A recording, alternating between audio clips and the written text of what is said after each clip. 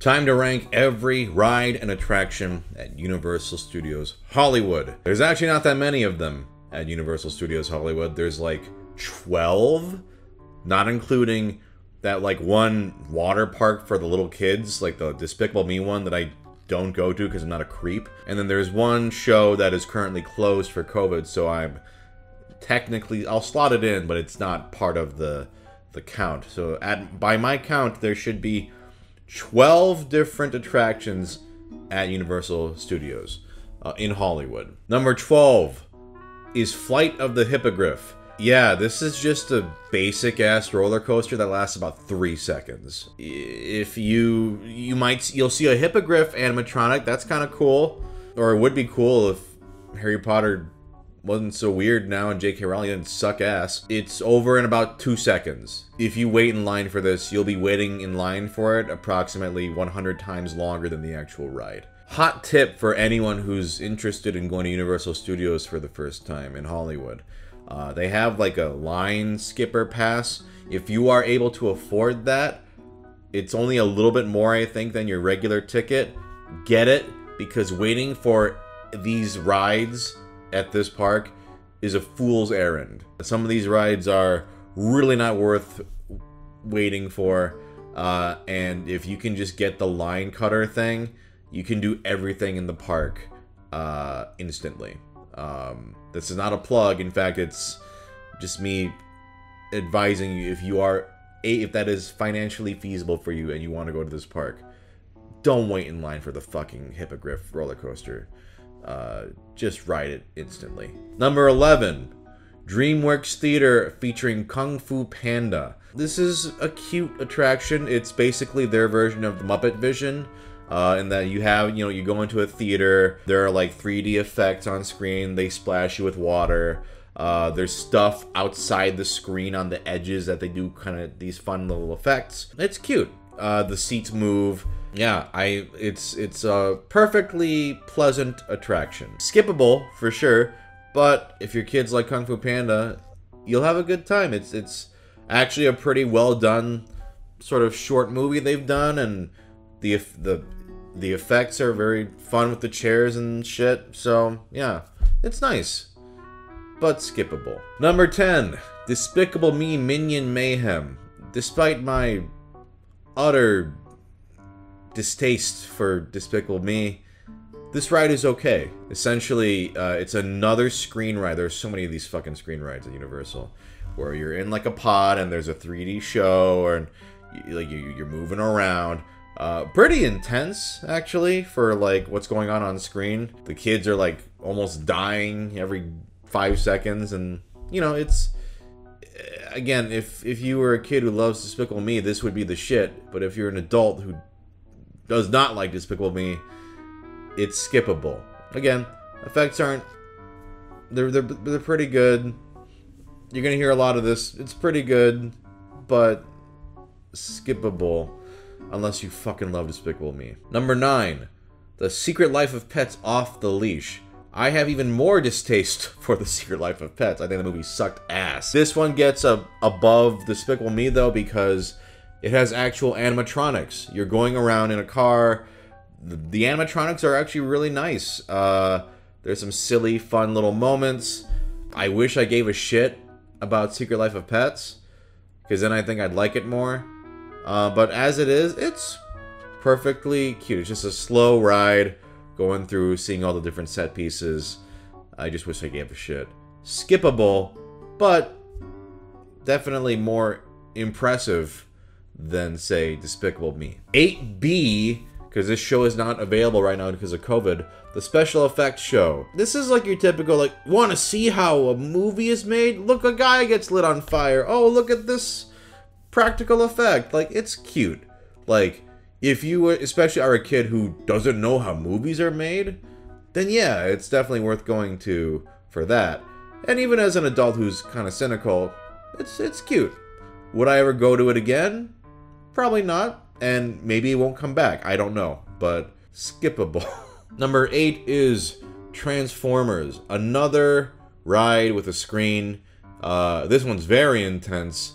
3D glasses and everything. You're getting thrown around by Transformers.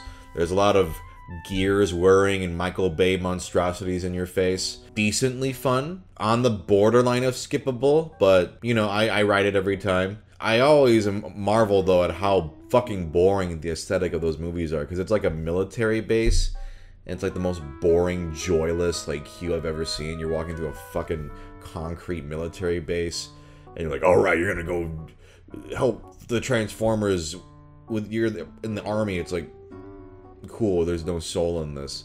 But actual 3D effects are kind of fun.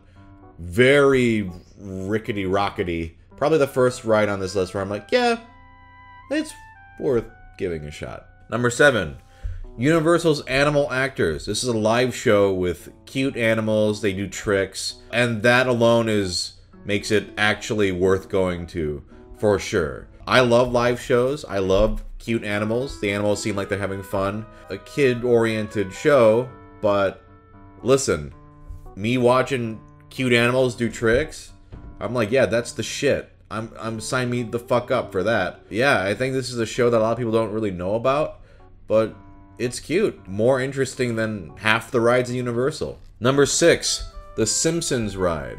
This gets a lot of pluses because I love the Simpsons. The queue is full of like funny, like you get to watch clips, and there's like, you know, custom dialogue recorded by everyone except Harry Shearer with the characters in the queue.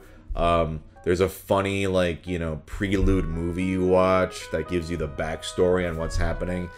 And it's another screen ride. This one I think a lot of people can get sick on. Well, I mean, you're gonna get sick on all the screen rides in this. But I really like it, but I also acknowledge it's because I like The Simpsons. But it's a very funny ride. It's funny. Again, it's another one where you're in a car and you're moving around and there's 3D effects and stuff.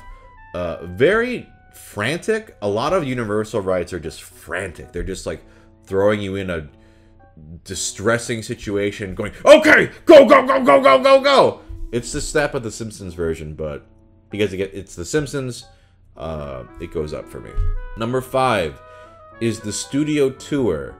This one, you get the most bang for your buck because it's like an hour long. It's scripted. Actually, it's not scripted. There are like scripted moments, but depending on your tour guide, it can actually be really entertaining. Like, I've done it several times, and sometimes you get someone who's just kind of doing it by the numbers, but then you get some people who actually are really funny and really charismatic, and they're, you know, giving fun facts about what's going on. The actual format of the tour is almost identical every time. They change up a couple things here and there, but for the most part, it's going to include a King Kong 3D section, a Fast and the Furious part. I won't spoil too much. You're going to see some sets and stuff, but it's always the same kind of stuff. But if you've never done it, it's cool. Like, you get to see some cool effects, some cool sets, maybe even see an actor. Probably not. Also, it's kind of nice to sit for like an hour and watch things. I would say it's definitely worth doing. I've done it multiple times. I don't know if I need to do it every single time, but if there are new people on board, it's always fun to watch their reactions to it. Number 4, Revenge of the Mummy. This one's pretty great. I'm not gonna lie. It's simple. You're going through. The twist is that it goes backwards at the end. Because it feels like they ran out of track and we're like, how do we make this ride longer? Okay, fuck it, we'll just have them go backwards. But it works. It's super fast, it's fun. The actual, like, scenery is kind of whatever, but the thrill factor is there. It's fun. It's just pure fun. Number 3, Jurassic World. As a ride, this one I wish was more intense, because the drop does not even compare to something like Splash Mountain. But the actual production of it, as much as I don't give a shit about Jurassic World, or I like Jurassic Park, but I've only ridden the World version. As much as I don't give a shit about Chris Pratt and friends, it's cool. The animatronics are really great. I love water rides, so that gets a plus for me. Yeah, I wish you got wetter on this. I always like getting wet. You don't get very wet on this. The drop is okay. I kind of wish there were like bigger, more frequent drops, but with that said, this one gets a plus because the animatronics are really cool. Especially the big, whatever the fuck, T-Rex Dominus Mega Raptor Rex, whatever the fuck. That's pretty sick. Number 2 is Harry Potter and the Forbidden Journey. Again, let me just preface, fuck J.K. Rowling, she sucks. Anyway, Harry Potter and the Forbidden Journey, it's a really fantastic ride, kind of unfortunately. Yeah, you're seated in these like hanging seats and you go through, there's like screen elements where you really feel like you're flying on a broomstick. There are great practical effects. I won't necessarily spoil all of them, but you're going around, moving around in this sort of harness, and it's really well done. And definitely like the best ride at the park. Not my favorite because it's number 2, but in terms of rides, definitely the most impressive one. It's just a shame that it kind of leaves a bad taste in your mouth now. And number 1 is Waterworld. Waterworld is fucking amazing, and I'm not even gonna like spoil this show because I think everyone who goes to Universal should just watch it for the first time. But if you don't know what it is, it's based off the film, which I've never seen the Kevin Costner film, and I don't need to because I've experienced Waterworld, the live show. It's a live show with stunts and practical effects. The stunt people are fantastic. Really silly, like, you know, fun action stuff. Like, and also, if you're in the splash zone, you can get splashed the fuck up. It's great. If you go to Universal and don't go to Waterworld, you're a fool. It's absolutely worth it. Every time I go to it, I have a blast. Even I know every beat of it, and I don't care. I'm just looking forward to seeing these real people doing these really fantastic, cool stunts in the water. It's amazing. It's fucking Waterworld. Alright, that was every ride and attraction at Universal Studios Hollywood ranked. I'm realizing now like half the stuff in the park is kind of and that's kind of how I feel about the park in general. But Waterworld, man. Gotta do Waterworld. It's the shit.